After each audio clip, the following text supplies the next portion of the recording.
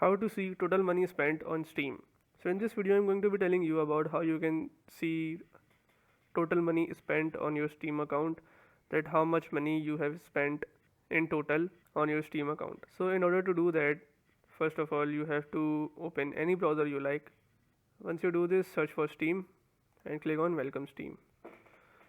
Make sure you log into your account which you want to check total money spent, and then click on Support.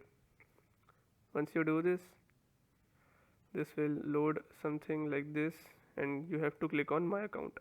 Once you do this, go down a bit and click on Data related to your Steam account.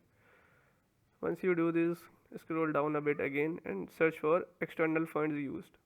And then as you can see, the total spent money will be written here.